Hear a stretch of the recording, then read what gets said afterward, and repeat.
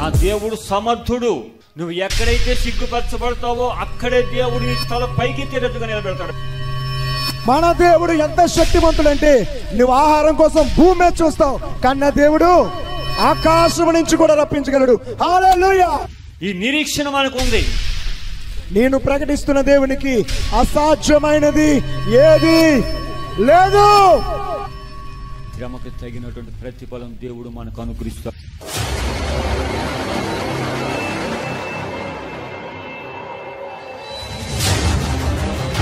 ఈ రాత్రి ఆయన మాటకు నీ హృదయంలో చోటివి, నీ బ్రతుకును ఆయన మార్చివేస్తాడు.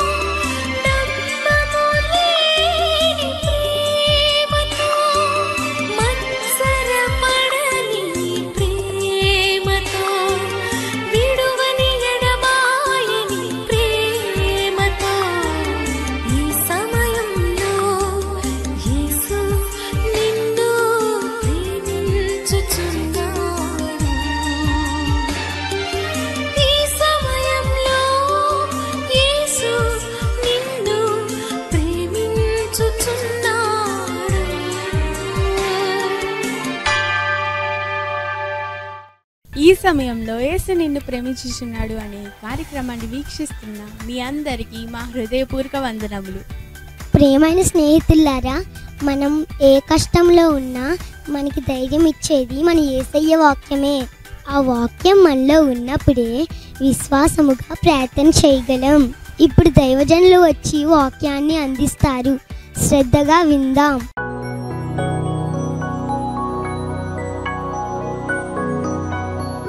Praise the Lord. హల్లెలూయా.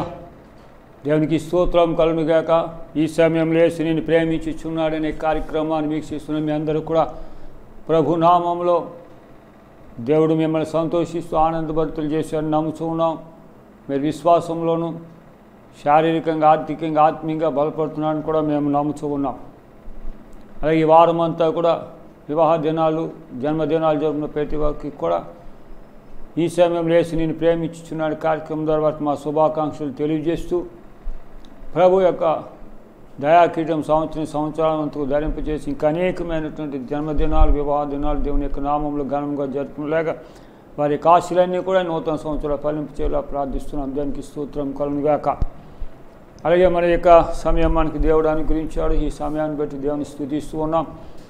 మరి భయంకరమైనటువంటి వాతావరణంలోనూ మరి భయంకరమైన వ్యాధులతో మరి భయంకరమైనటువంటి యొక్క పరిస్థితులతో మనం ఉన్నాం. అయినప్పటికీ కూడా దేవుని స్తుతించేటువంటి భాగ్యం దేవుడు మనకి ఇచ్చాడు. ఇందుని బట్టి కూడా దేవుని స్తోత్రం చెల్లిస్తున్నాం.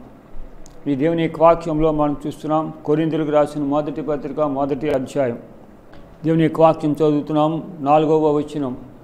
క్రీస్తు యేసునందు మీకు అనుగ్రహింపబడిన దేవుని కృప చూచి మీ విషయమై నా దేవునికి ఎల్లప్పుడూ కృతజ్ఞతాస్తుతులు చెల్లించుచున్నాను. క్రీస్తుని గూర్చిన సాక్ష్యం మీలో స్థిరపడినందున ఆయనందు మీరు ప్రతి విషయంలోనూ అనగా సమస్త ఉపదేశంలోనూ సమస్త జ్ఞానంలోనూ ఐశ్వర్యవంతులైతిరి గనుక ఏ కృపావరం అందును లోపము లేక మీరు మన ప్రభు అయిన యేసుక్రీస్తు ప్రత్యక్షత కొరకు ఎదురు చూచుచున్నారు. మన ప్రభు అయిన యేసుక్రీస్తు దినమందు మీరు నిరపరాధులై ఉండునట్లు అంతము వరకు ఆయన మిమ్మల్ని స్థిరపరచును. మన ప్రభు అయిన యేసుక్రీస్తు అను తన కుమారుని సహవాసమునకు మిమ్మల్ని పిలిచిన దేవుడు నమ్మతగినవాడు. దేవునికి స్తోత్రం కలుగునుగాక. చిన్న ప్రార్థన. మహాపరిశుద్ధుడు, కృపాసత్సముడు, సకలాసులను కారణభూతుడు మా తండ్రి, నీకు వందనాలు చెల్లిస్తూ ఉన్నాం. తండ్రి, నీ ఉచితమైనటువంటి యొక్క మహాకృపను బట్టి నీ బిడ్డలు నేను జ్ఞాపకం చేసుకున్నారు. నేను ఈ ప్రశస్తమైన సమయాన్ని బట్టి నీకు కేవలం నేను అల్పుడుగా నిలబడినా నా స్వరమును బంధించి మీ స్వరంతో మాతో మాట్లాడమని యేసునామమున నడుచున్నాం తండ్రి. ఆమేన్. దేవునికి స్తోత్రం కలుగునుగాక. దేవుని యొక్క వాక్యంలో మనం చూస్తున్నాం అంటే ఇక్కడ పౌలు భక్తుడు కొరింథీ సంఘానికి రాస్తూ చెప్తున్నాడు ఏంటంటే, దేవుడు మిమ్మల్ని ఎందుకు పిలిచాడు, ఈ దినాన్ని దేవుడు మనల్ని ఎందుకు పిలిచాడు, ఎవరితో సహవాసం చేయడానికి పిలిచాడు, దేనితో సహవాసం చేయడానికి పిలిచాడు అని చెప్పేసి పౌలు భక్తుడు మనల్ని అడుగుతున్నాడు. ఆయన దేనికి పిలిచాడు అన్నట్లయితే ఆయన అంటాడు, మన ప్రభువైన యేసుక్రీస్తు అను తన కుమారుని సహవాసమునకు మిమ్మల్ని పిలిచాడు. నువ్వు దేవునితో సహవాసం చేయడానికి దేవుడు పిలిచాడు. కుమారుడైనటువంటి యేసుక్రీస్తు క్రీస్తునితో మనకి సహవాసం చేయడానికి దేవుడు మళ్ళీ పిలిచాడు. ఏంటంటే ఒక ఐశ్వర్యవంతుడైనటువంటి దేవుడు ఒక సామాన్యమైనటువంటి అల్పులమైనటువంటి మనము, అందులో పాపులమైనటువంటి మనము ఒక పరిశుద్ధునితో సహవాసం చేయడానికి దేవుడు మనల్ని పిలిచాడు. ఆ పిలిచినటువంటి దేవుడి గురించి ఆయన చెప్తాడు. ఎందుకంటే ప్రభు యొక్కతో సహవాసం మనకి దేనికి అన్నట్లయితే, ప్రభువు దినం ఒకటి ఉంది. ఆ దినమందు ప్రభు యొక్క సన్నిధానంలో నిరపరాధులై ఉండుటకు, మీరు నిరపరాధులై ఉండుటకు, అంతము వరకు కూడా మిమ్మల్ని స్థిరపరచడానికి, నీవు ఆయనతో సహవాసం చేయడానికి దేవుడు మిమ్మల్ని పిలిచాడు. దేవునామం చూసారా, ఒక మంచి వానితో మనం సహవాసం చేస్తే మనమంతా మంచి జరుగుతుంది. ఒక చెడ్డవాడితో సహవాసం చేస్తే అన్ని చెడ్డ గుణాలే లభిస్తాయి. కాబట్టి ఇక్కడ ఏంటంటే ఒక మంచి ఏంటంటే పాపము లేనటువంటి వాడు పరిశుద్ధుడు, ఆయనలో ఏ లోపము ఏ అతిక్రమము ఏ దోషము లేనటువంటి దేవునితో సహవాసం చేస్తూ ఆయన వలె జీవించడానికి రేపనేటువంటి దినమున కూడా ఒక మంచి దాసుడు అంటే నిందారహితుడు, రెండోది పాపం లేనివాడు, ఏ నింద ఆయన మేల్లో పరిశుద్ధుడు, అన్ని శ్రమల కష్టాలు బాధలన్నింటినీ కూడా ఓర్చుకుని నిలబడినటువంటి వాడు నా సహదాసుడు అని ప్రభు మన గురించి సాక్ష్యం చెప్పేటువంటి ఒక దినం ఉంది. ఆయనతో సహవాసం చేయడానికే దేవుడు మనల్ని పిలిచాడు. దేవుడు నామస్తుతం. కానీ ఈ దినమున మనము ఎవరితో సహవాసము చేస్తున్నాం?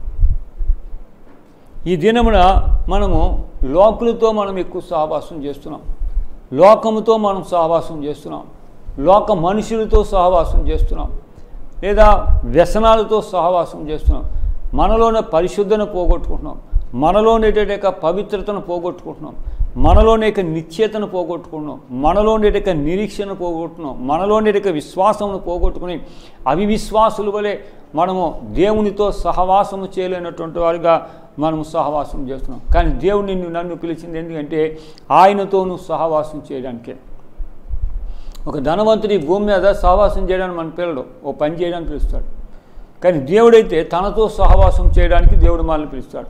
గాడిదలు కాసుకునేటువంటి సౌలుని మరి ఆ దేవునితో సహవాసం చేయడానికి పిలిచాడు. ఆయన యొక్క ప్రజలను పరిపాలించడానికి పిలిచాడు. కానీ ఒకటేంటంటే ఆయన ఆ సహవాసం మానేశాడు. తనకు ఆలోచన కలిగినటువంటి వారితో సహవాసం చేశాడు.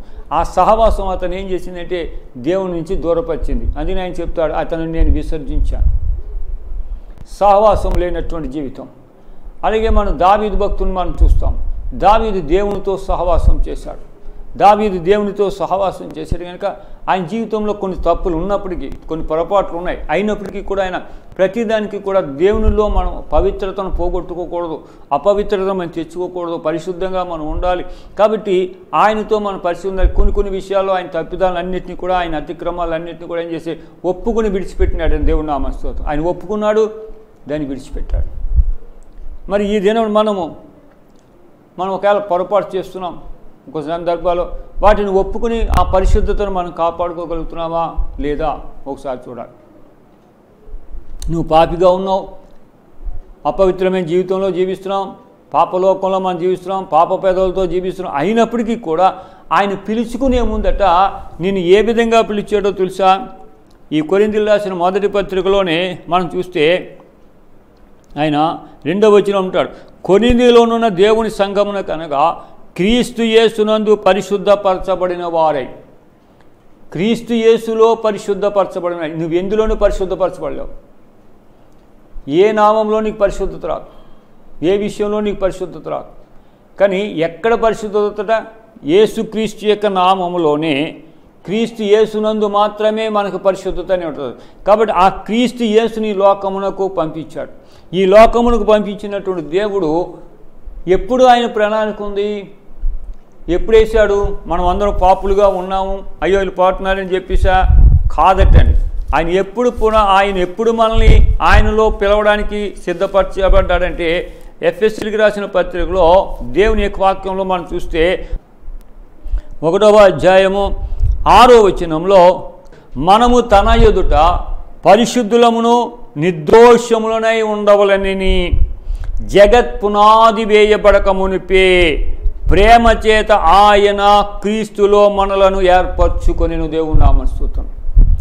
ఏదో మనం ఇక్కడ ఈ లోకంలో పుట్టి పెరిగి తర్వాత ఏదో పాపంలో చేసి మనకి ఏదో అనారోగ్యం వచ్చి ఏదో ఆర్థిక ఇబ్బందులు వచ్చి అయ్యో నేను పాపం చేసిన ఈ పరిస్థితులు కానీ ప్రభువా నీ దగ్గర రావాలని అనుకుంటున్నానని మనం చెప్పలేదు.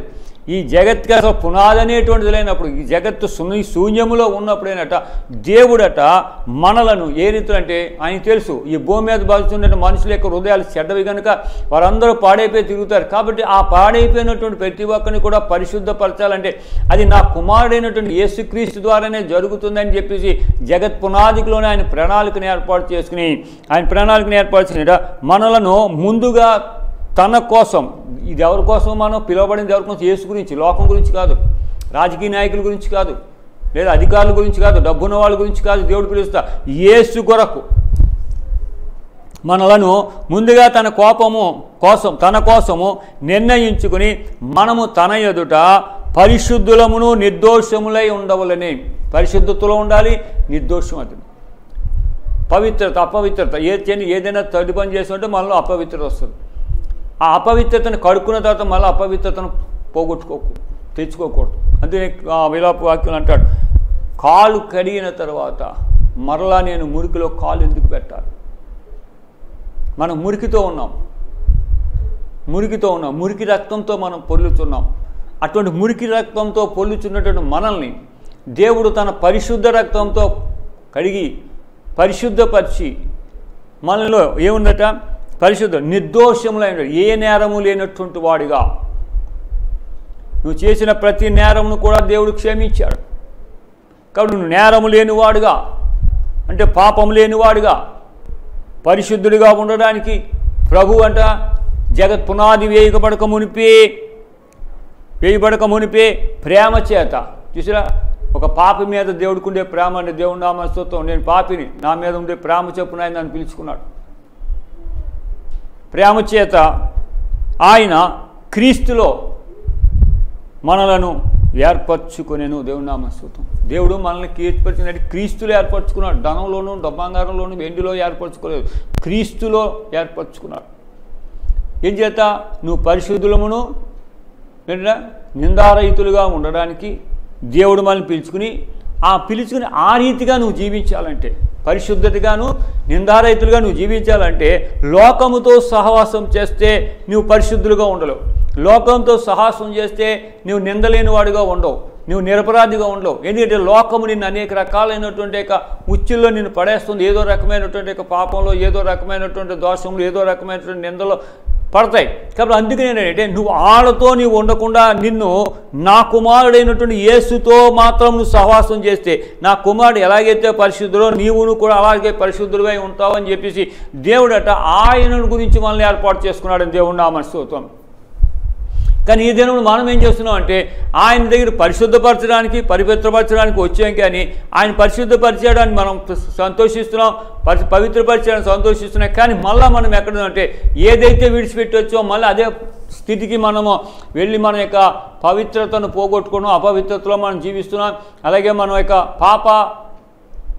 జీవిస్తున్నాం, పాపంలోనే మనం జీవిస్తున్నాం. కాబట్టి దేవుని యొక్క బిడ్డలు ఏంటంటే ఈ దినాన్ని నువ్వు ఎవరితో సహవాసం చేస్తున్నావు? డబ్బును వాడితో సహవాసం చేయాలంటాడు, ఒక రాజకీయ నాయకుడితో. నీకే నేను చూస్తున్నాను, చాలామంది విషయాలు చూస్తున్నాను. యేసుప్రభు ఫోటో ఉంటున్నాయి, యేసుప్రభు వాక్యం ఉంటుంది. కొన్ని కార్యక్రమాలు చూస్తే అక్కడ ఉండేటువంటి ఎమ్మెల్యే మంత్రులు ఫోటోలే ఉంటాయి. సేవకులు కూడా వాళ్ళు కౌలించిన ఫోటోలు తీసి పెద్ద పెద్ద ఫ్లెక్సీలు వేసుకుంటున్నారు. ఆ ఫ్లెక్సీలో ఒకప్పుడేమో వాళ్ళంతా కూడా యేసుక్రీస్తు వాక్యంతో వేసేవారు, లేదో సిలువు బొమ్మ, ఆయన బొమ్మ, ఏదో బొమ్మ వేసేవారు. ఇప్పుడు వాళ్ళ బొమ్మలు ఉండలేదు, అసలు యేసు బొమ్మ ప్రసక్తి లేదు. అదంతా కూడా రాజకీయ నాయకులే, లేకపోతే తనకు బాగా డబ్బు సహాయం చేసే వాళ్ళే. ఏంటంటే నువ్వు ఎవరితో సహవాసం చేస్తున్నావు? నీ ఫ్లెక్సీలో దేవుడు ఉండలేదు, నీ జీవితంలో దేవుడు ఉంటే నీ ప్రతి దాంట్లో దేవుడు ఉంటాడు, ప్రతి దాంట్లో దేవుడు ఉంటాడు. కానీ మన జీవితంలో దేవుడు లేడు. కానీ మన మనసులో ఏదైతే ఉండదో అయ్యే మన ఫ్లెక్సీలోకి వస్తున్నాయి, అదే మన గృహంలోకి వస్తున్నాయి, అవే మనతో మన సహవాసం చేస్తున్నాయి. కానీ మనం ఏమనుకుంటున్నాం అంటే నేను రక్షింపబడ్డాను కనుక, నేనేదో చిన్న పరిచయం చేస్తున్నాను కనుక, లేదా 10 మందిలో నేను మంచి పేరు ప్రఖ్యాత సంపాదించిన ఈ లోకంలో మనం జీవించాలి కనుక లోకంతో మనం జీవిద్దాం, యేసుతో సహవాసం తగ్గిద్దాం అనే జీవితంలో నీవు నీ దేవునితో సహవాసం తగ్గించి ఈ లోకంతో నువ్వు సహవాసం చేస్తున్నావు కాబట్టి నీ జీవితంలో స్థిరత్వం అనేటువంటిది కనపడడం లేదు. దేవుని నామస్తుతి. ముందు ప్రాముఖ్యత దేవునికి ఇవ్వాలి. హానోకు 300 సంవత్సరాలు బ్రతికి ఆయన యొక్క పిల్లల్ని, కుమార్తెలు కానీ ఏంటంట దేవునితో నడిచానంటారు. దేవునితో నడిచాం. ఈ దినాన్ని మనం దేవునితో నడడం లేదు, పాలిటిక్స్లో నడుస్తున్నాం, మతాలతో నడుస్తున్నాం, కులాలతో నడుస్తున్నాం. చూసారా, కులాలు మనం బాగా ఏంటంటే దినానికి కులాలు మతాలు ఎక్కువైపోయింది. చూడండి, సముద్రంలో సకల విధమైనటువంటి చేపలు, అందులో ఉండవలసిన అన్నీ కూడా ఉంటాయి, మానవునికి ఉపయోగపడినవి అన్నీ ఉంటాయి. అది వలలు వేసినప్పుడు అవి దొరుకుతాయి, అలా రొయ్యలు అలా దొరుకుతాయి, చేపలు దొరుకుతాయి. ప్రతిదీ సముద్రంలో ఉంటాయి, అన్నీ కలిసి ఉంటాయి. సముద్రం అన్నీ కలిసి ఉంటాయి. ఆ చేప ఈ చేప ఈ పేరు కానీ చేపలు, మన చాలా పేర్లు చేపలు ఉన్నాయి పేర్లు. కానీ ఆ చేపలన్నీ కూడా ఆ సముద్రం అన్నీ కలిసి తిరుగుతాయి, అన్ని మన ఐక్యత తిరుగుతుంటాయి. అలాగే గోదావరిలో కూడా అలాగే తిరుగుతాయి. చిన్న చిన్న కాలువలు ఉంటాయి, పిల్ల కాలువలు ఉంటాయి. ఆ పిల్ల కాలంలో కూడా అట్లా అటమరికలేక అన్నీ తిరుగుతాయి. క్రైస్తవ సంఘము కూడా ఆ రీతిలోనే ఉండాలి. అది ఎవరితో ఉన్నప్పుడు వస్తుంది? విశ్వాసముతో దేవునితో సహవాసం చేస్తున్నప్పుడు ఆ యొక్క పరిస్థితి వస్తుంది. చూసారా, ఇప్పుడు ఏమైందంటే ఈ చేపలు, ఈ రొయ్యలు ఇవన్నీ ఉన్నాయి. ఇప్పుడు మళ్ళీ ఏంటంటే వీళ్ళందరూ కూడా కొంచెం డబ్బున్న వాళ్ళు అందరూ కూడా ఏంటంటే ఏర్పాటు చేశారు, ఏంటంటే చేపల చెరువులు, రొయ్యల చెరువులు అని చెప్పేసి. ఇప్పుడు ఈ చేపల చెరువులో ఒక రకం చేపే ఉంటుంది, ఒక రకం చేపే. ఈ రొయ్యల చెరువులో ఒక రకం రొయ్యలే ఉంటాయి, ఇంకో రొయ్యి ఇందులో ఉండదు, ఇంకో రకం రొయ్యి ఉండదు, ఇంకో రకం చేప ఉండదు. దానికి ఏం చేత అని ఇవి ప్రత్యేకించబడ్డాయి. ఈ రొయ్యలు చేపల చెరువులు, రొయ్యలు చెరువులు ఎలాగైతే వచ్చినాయో ఈ దినమున క్రైస్తవ సంఘాలలో కూడా కుల సంఘాలు ఎక్కువైపోయినాయి. కుల సంఘాలు, చేపల చెరువులాగా, రొయ్యల చెరువులాగా, ఇది మా కుల సంఘం, ఇది మా కుల సంఘం, ఇది మా జాతి సంఘం అని ఏంటంటే ఇక్కడ ఏంటంటే నువ్వు కులముతో నువ్వు సహవాసం చేస్తున్నావు, నీ జాతితో సహవాసం చేస్తున్నావు తప్ప నువ్వు దేవునితో నీ సహవాసం లేదు. దేవుని నామస్తోత్రం. నువ్వు దేవునితో సహవాసం చేయాలి. నువ్వు దేవునితో సహవాసం చేయమని దేవుడు నిన్ను పిలిచాడు. కానీ లోకంతో నువ్వు సహవాసం చేస్తున్నావు, కులంతో సహవాసం చేయాలి. నా కులం అండి, నా కులస్తులు వీళ్ళంతా. మొన్నే ఊరు వెళ్ళినప్పుడు పాప ఆయన చాలా దీనంగా ఒక వాక్యం చెప్పడానికి వెళ్ళినప్పుడు ఆ పాస్టర్ గారు అది చెప్పారు. ఆ కూటమి అయిపోయిన తర్వాత ఆ భోజనం చేస్తున్నప్పుడు అన్నాడు, అయ్యా నాది చాలా పెద్ద సంఘం అండి, అందరూ ఈ ప్రాంతం వాళ్ళందరూ నా సంఘంలో ఉండేవారు. అయితే ఇప్పుడు ఈ దినమున ఆ ఫాదర్ ఎక్స్పైర్ అయిన తర్వాత తన కుమారుడు సేవ చేస్తుంటే అందులో ఉండే 2-3 కులాల వాళ్ళు వచ్చి, అయ్యా మన కులస్తులందరూ మనం ఒక సంఘం పెట్టుకుందాం అని 2-3 కులాల వాళ్ళు, ఆ 3 కులాల వాళ్ళు తీసుకుపోయి వారి సంఘాలు కట్టుకున్నారండి అని చెప్పేసి. ఇక్కడ ఐక్యత, ఇది సముద్రం, ఇందులో మనం సహవాసం చేయడం మానేసి ఈ చేపల చెరువులోకి పోయింది. ఈ చేపల చెరువులో పోయింది, ఇది రొయ్యల చెరువులో పోయింది.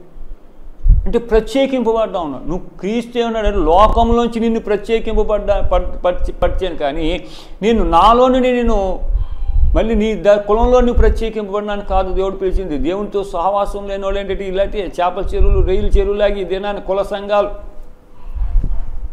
మాది సిట్టిపల్లి సంఘం అండి, మాది మత్స్యకారుల సంఘం అండి, మాది కాపుల సంఘం అండి, మాది వైశ్య సంఘం అండి, లేదా మా కమ్మ సంఘం అండి, మా రెడ్డి సంఘం అండి. ఇదేంటి ఇవన్నీ చేపల చెరువులు. అట్లా చూసారా, ఒకటేంటంటే సముద్రంలో ఈ లోకంలో ఉండేది సమస్తం అంతా సముద్రంలో కలుస్తుంది. అవి దేనిని కూడా మార్చేది. మంచి పుష్టికరమైనటువంటి చేపలు అందులో ఎదుగుతూ ఉంటాయి ఆ సముద్రంలో. కానీ ఇప్పుడు ఈ చేపల చెరువుల్లో, ఈ రొయ్యల చెరువులో ఏంటంటే మనం ఏదైతే వేస్ట్ అని తీసి పడేస్తున్నామో ఆ వేస్ట్ అంతా తిని బతుకుతున్నాయి. బతకడం అయితే లావుగా బతుకుతున్నాయి, కానీ రోగాలు తీసుకొచ్చేటువంటి యొక్క చేపలుగా ఉన్నాయి. దేవుడు చాలామంది మనం చూస్తున్నాం, పలానా చేపలు ఈ రోగం, పలానా చేపలు ఈ రోగం, వాటిని తినకండి, వాటి ఈ మేతతో పేసిన ఆ మేతతో. ఈ దినానికి కూడా మరి అంతే కదా, కుల సంఘాలు ఏంటంటే ఆ కులం గురించే చెప్పుకుంటారు. సరి అయినటువంటి మేత లేదు, పుష్టికరమైన మేత లేదు, నానా చెత్తతో ఎలాగైతే ఆ చేపల చెరువుల్లో చేపలు పెంచుతున్నారు, ఈ దినం మన క్రైస్తవ సంఘాలలో కూడా విశ్వాసాలను కూడా ఆ రీతి అయినటువంటి మేత పెట్టి పెంచుతున్నారు. కాబట్టి ఐక్యత అనేటువంటిది, సమాధానం అనేది లేకుండా, దేవునితో సహవాసం అనేటువంటిది లేకుండా, భక్తిపరులుగా భక్తిగా జీవిస్తూ నటిస్తూ దేవునికి దూరం అయిపోతున్నాం. దేవుని నామస్తోత్రం. దేవుడు నిన్ను అందుకు పిలవలేదు, నిన్ను ప్రత్యేకమైన ఒక కులానికి నిన్ను పిలవలేదు. నేను అన్ని రకాలైనటువంటి పేతురు యొక్క ఆలోచన కూడా ఒక దినమున కొన్నేరు ఇంటికి వెళ్ళినప్పుడు మధ్యాహ్న కాల సమయంలో ఆయనకు ఆకలేసి మిద్దె ఎక్కి ప్రార్థన చేస్తుంది, ఆకలేస్తుందని చెప్పేసి ఆకలి పెట్టేప్పుడు అంటాడు దేవుడు పైనుంచి చతుష్పార్శ్వ జంతువులన్నిటినీ కూడా ఆ దుప్పటలు వేసి 4 చెంగులు పట్టుకుని దింపినప్పుడు, అయ్యా తిను, ఆకలిస్తున్నావు తిను అంటే ఆయన అన్నాడు, అయ్యో ఎప్పుడు పరిశుద్ధమైనటువంటి అపరిశుద్ధమైన నేను తినలేదు, పరిశుద్ధమైనవి కదా నేను తిన్నాను ప్రభు అంటే, నేను పరిశుద్ధపరిచిన తర్వాత అపరిశుద్ధం ఎలాగో కంపుకుని తినన్నాడు. వారిలో ఉన్నటువంటి ఆ విషపు కోరలు, ఆ చతుష్పార్శ్వ జంతువుల్లో విషం ఉంటుంది, ఆ విషం అనేది నేను తీసివేశాను. అలాగే ఈ దినంలో నువ్వు కూడా పలానా ఇంటికి నేను పంపిస్తున్నాను, అక్కడ అనేక రకాలు ఉంటాయి.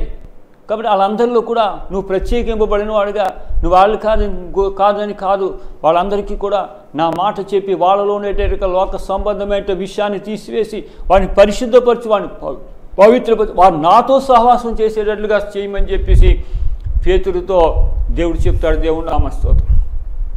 ఆయన ఆలోచన చేశాడు. తీరాటికి ఇద్దరికి ఆ 4 మనుషులు వచ్చారు, భయ్యా పొన్నేలు గారి ఇంటికి రమ్మన్నారు. వెళ్ళేదోడికి అక్కడ చూస్తున్నాడు ఏంటి, ఆ చతుష్పార్శ్వ జంతువులు అన్నీ అక్కడే ఉన్నాయి.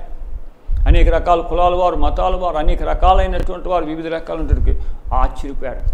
ప్రభా, నీవు ఎవరి యందు నువ్వు పక్షపాతం లేని వాడు, వాడిని పరిశుద్ధపరచు, వాడిని పవిత్రపరచు, వాళ్ళు నాతో సహవాసం చేసేవారుగా నా కొరకు నువ్వు దాన్ని సిద్ధపరచేయమని చెప్పేసి పేతురుతో చెప్తే పేతురు ఆ రీతిగా వారు చెప్పినప్పుడట వారి వాక్యముని వింటుండగానే వారు పరిశుద్ధపరచబడ్డారు. ఆ వాక్యం ద్వారా వారు పవిత్రపరచబడ్డారు. ఆ దినమున వారందరూ కూడా రక్షింపబడి సిద్ధపరచబడ్డారు. దేవుని యొక్క సహవాసం చేయడానికి, ఆశ్చర్యకరంగా దేవునితో వాళ్ళు ఉండడానికి వాళ్ళు సిద్ధపరచబడ్డారండి. దేవుని నామస్తోత్రం. వాళ్ళు ఉన్న ఆ పాప జీవితంలో విడిచిపెట్టారు. వాళ్ళ పాప ఆ విషయాన్ని తీసివేశాడు. ఆ కోరలో ఉన్న విషయాన్ని తీసివేసి పవిత్రపరిచి, పరిశుద్ధపరిచి, హానికరము కాలేనటువంటి ఆ పరిస్థితిని వారికి అనుగ్రహించి దేవునితో సహవాసం చేయడానికి చేశాడు. అందుకని దేవునితో సహవాసం చేయడానికి నన్ను పిలిచాడు తప్ప లోకంతో, మనుషులతో సహవాసం కాదు. మన దేవునికి దగ్గర పవిత్రులుగా ఉండడానికి నువ్వు వారితో సహవాసం చేస్తే ఆయన నమ్మదగిన వాడు. ఆ సహవాసానికి తగినటువంటి ఇక్కడే కాదు సహవాసం నీకు, ప్రభుతే నువ్వు ఇక్కడ సహవాసం చేస్తున్నాను ప్రభా, మరి ఈ లోకంలో నేను ఒక దినాన్ని చచ్చిపోతాను కదా, అప్పుడు నాకు నీ ఆత్మకి ఎవరితో వస్తుంటే ఆయన అంతేనండి. ఆయన సహవాసం చేయడానికి దేవుడు నమ్మతగినవాడు. ఇక్కడ ఈ భూమి మీద సహవాసం చేసిన తర్వాత నిన్ను విడిచిపెట్టి వెళ్ళిపోవడం లేదు. నీ కొరకు ఆయన సమాధిలోంచి మళ్ళా తిరిగి లేచి వచ్చాడని దేవుడు నామని స్తోత్రం. ఆయన చనిపోయి తిరిగి లేచి వచ్చాడో తెలుసా, నీవు ఆయనతో సహవాసం చేస్తున్న, అయ్యో నేను విడిచిపెట్టి వెళ్ళిపోయినట్లతో మళ్ళీ పాపలోకంలో పోతారు, కానీ తిరిగి నేను లేస్తాను, లేచి నాతో సహవాసం, పరలోకంలో కూడా వారు నాతో సహవాసం చేస్తారు. దేవుడు నామని స్తోత్రం. నువ్వు ఈ లోకంలోనే సహవాసం కాదు, నువ్వు పరలోకంలో కూడా అందుకని ఆయన నమ్మదగిన వాడు. ఆయన పిలిచింది ఎందుకంటే ఆయనతో సహవాసం ఇక్కడ భూమి మీదే కాదు, పరలోకంలో కూడా. ఈ సహవాసానికి మనం సిద్ధపడి ఉండాలి. ఈ భూమి మీద నువ్వు సహవాసం చేయాలి, దేవునితో సహవాసం. ఇదేనా చాలామంది సహవాసాలు, ఎన్ని సహవాసాలు వచ్చినాయో, ఎన్ని సంఘాలు వస్తున్నాయో, ఏం వచ్చినాయో నాటికైనా ఏంటంటే ఎవరి భక్తి వారిదే గొప్ప. మా సంఘమే ఎత్తబడుతుంది. నీ దేవునితో సహవాసం అది. చిన్న కార్యక్రమం వస్తే రాజకీయ నాయకులు రావాలి, చిన్న కార్యక్రమం వస్తే అధికారులు రావాలి, దేవుడు అవసరం లేదు. అక్కడ దేవుడి మాట, కొన్ని కార్యక్రమాలకు వెళ్తుంటే అక్కడ దేవుడి మాట వినబడతలేదు. వాళ్ళు పొగుడుకోవడమే సరిపోతుంది. అసలు దేవుని ఎప్పుడు స్తుతిస్తున్నారు, ఎప్పుడు దేవునితో ఉంటున్నారు లేదు. నువ్వు దేవునితో సహవాసం. ఇదేనా దేవుని యొక్క బిడ్డలో కొన్ని అవస్థలు పడుతున్నారు, కొన్ని శ్రమలు పడుతున్నారు. సౌలుని దేవునితో సహవాసం చేయడానికి, తన రాజ్యాన్ని పరిపాలించడానికి దేవుడు ఇస్తే, దేవునితో సహవాసం చేసినంతకాలం సౌలు ఎంతో గొప్పగా ఉన్నాడు. కానీ ఎప్పుడైతే తన యొక్క ఆలోచన ప్రకారం దేవునితో సహవాసం తగ్గించాడో, సహవాసం చేస్తున్నానని నటించాడు మనలాగే. కానీ దేవుడు ఏం చేశాడంటే ఆ నటిస్తున్నటువంటి సౌలుని విసర్జించాడు. సమూయేలు అంటాడు, ఆయన అంటాడు, సమూయేలు నేను సౌలుని విసర్జించాను, ఆయన నేను విడిచిపెట్టేశాను. విడిచిపెట్టిన కానీ ఆయనకి ప్రాబ్లమ్స్, సమస్యలు, మరి ఆయన గొడవలు, యుద్ధాలు, ఆఖరికి ఆ యుద్ధంలోనే మరణించాడు. ఎంచేత నువ్వు దేవునితో సహవాసం విడిచిపెడుతున్నావు. దావీదు దేవునితో సహవాసం చేశాడు. ఆయన నువ్వు పాపాలు చేసినా ఒప్పుకున్నాడు, వాటిని విసర్జించాడు, పశ్చాత్తాపడ్డాడు, కన్నీరు కార్చాడు. కానీ దావీదు నేను విసర్జించాను లేదు, దావీదు నా హృదయానుసారుడు అన్నాడు. చూసారా, సహవాసంతో ఉంటుంది. దేవునితో నువ్వు సహవాసం చేయాలి. యోసేపు దేవునితో సహవాసం చేశాడు, కష్టాలు పడ్డాడు, బాధలు పడ్డాడు, ఒంటరిగా ఉన్నప్పటికీ కూడా ఆయన దేవుడు ఇచ్చిన వాగ్దానం ఆయన పట్ల నెరవేర్చుకున్నాడు. అలాగే సంసోను కూడా పిలిచాడు, సంసోను దేవుని విడిచాడు. మరణం దాకా వచ్చిన తర్వాత మళ్ళీ దేవుని బతిమాలుకున్నాడు, అయ్యో ప్రభా నేను చేసిన తప్పు అయిపోయింది, మళ్ళీ ఒకసారి నన్ను కనికరిస్తున్నట్లయితే నన్ను దేని పనికే తప్పు చెప్పావు, ఆ పని చివరి క్షణాల్లో నేను చేసింది ఆయన నీ దగ్గరికి వచ్చేస్తానని పశ్చాత్తాపడు. ఎందుకంటే అది మొదటి నుంచి ఆ రకమైనటువంటి పరిస్థితి సంసోనుకు ఉందా అంటే సంసోనుకు ఆ పరిస్థితి లేదు. ఇది నీ పరిస్థితి ఎలాగుంది, నీ కుటుంబ పరిస్థితి ఎలాగుంది, నీ సంఘం యొక్క పరిస్థితి ఎలా ఉంది, ఏ రీతిలో నువ్వు ఎలాగా నువ్వు సహవాసం చేస్తున్నావు, ఏ విధంగా నువ్వు నడుస్తున్నావు, ఒక్కసారి నువ్వు ఆలోచించు. ప్రభు యొక్క సన్నిధానంలో ఉండినట్టు మనం, ప్రభు కొరకు జీవించవలసినటువంటి మనం, ప్రభుతో సహవాసం చేసి ప్రతి స్థలంలో కూడా ఆయన యొక్క నామమును కీర్తించవలసినటువంటి మనం, ఆయన నామమును హెచ్చించవలసినటువంటి మనము ఈ లోకంలో మనం పడి ప్రతి సంఘంలో ప్రతి చోట కూడా రాజకీయం ఎక్కువైపోయిందండి. పొలిటికల్ రాజకీయం బాగా ఎక్కువైపోయింది. లేకపోతే లేవు సంఘాలు. యేసు ప్రభు లేకపోయినా పర్వాలేదు, రాజకీయం ఉండాలి. కానీ రాజకీయం వల్ల నువ్వు బాగుపడవు. కానీ ప్రభుతో ఉంటే నిన్ను జీవింపు చేస్తాడు, ప్రభుతో ఉంటే నిన్ను వర్ధిల్ల చేస్తాడు, ప్రభుతో ఉన్నప్పుడు నిన్ను ఆశీర్వదిస్తాడు. ప్రభుతో నువ్వు ఇక్కడ సహవాసం చేస్తే రేపనే దినమున ప్రభుతో కూడా నువ్వు అక్కడ సహవాసం చేస్తావు. కాబట్టి దినమున నువ్వు ఎవరితో సహవాసం చేస్తున్నావు? దగాకురులతో సహవాసం చేస్తున్నావా? రాజకీయంతో సహవాసం చేస్తున్నావా? లేక మరి లోక సంబంధమైనటువంటి వ్యసనాలతో సహవాసం చేస్తున్నావా? అసలు నీ జీవితంలో వాక్యంతో సహవాసం ఉందా? ప్రార్థనతో సహవాసం ఉందా? ప్రార్థనాపరులతో సహవాసం ఉందా? సంఘముతో నీకు సహవాసం ఉందా? సేవకులతో నీకు సహవాసం ఉందా? నువ్వు ఏ సహవాసంలో ఉన్నావు ఒక్కసారి ఇదేని చెప్పు. ఆయన పిలుస్తున్నది ఏంటంటే ఆయనతో సహవాసం చేయడానికే, కానీ నేను ఎక్కడెక్కడో ఎవరెవరితో సహవాసం చేయడానికి దేవుడు పిలవలేదని చెప్పేసి దేవుని యొక్క వాక్యం సెలవిస్తుంది.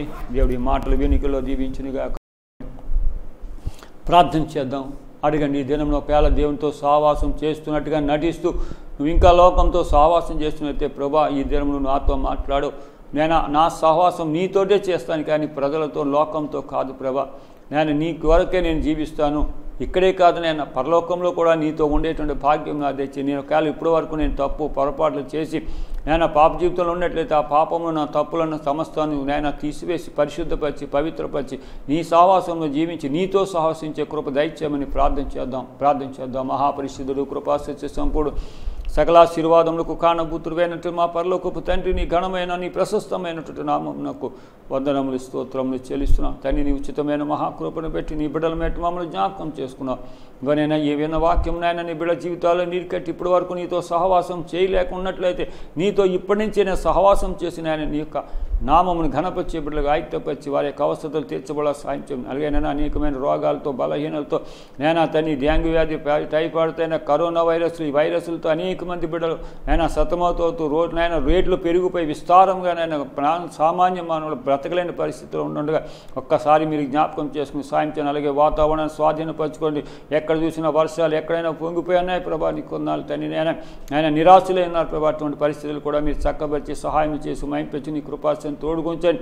ఆయన మేము చేసిన మా ప్రజలు చేసిన యొక్క పాపలను బట్టి నువ్వు చూపిస్తున్న ఈ ఉగ్రతను ఇప్పటికైనా సరే నేను క్షమించి సహాయం చేసి మైంపించుకుని నీ కృపాసన తోడు దీవనాశనం దయచేయమని యేసునామం నడుచున్నాం తండ్రి, ఆమేన్. దేవునికి స్తోత్రం కలుగునుగాక. మా కొరకు మా పరిచర్యకు ప్రార్థించండి. మీ కొరకు మేము ప్రార్థిస్తాం. దేవుడు మిమ్మల్ని మీ కుటుంబాలు దీవించు.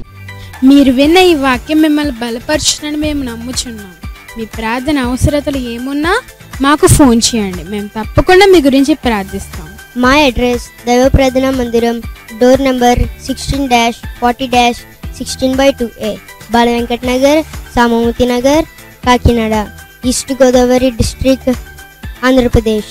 మా ఫోన్ నంబర్స్ 9652688680 and 6300530143.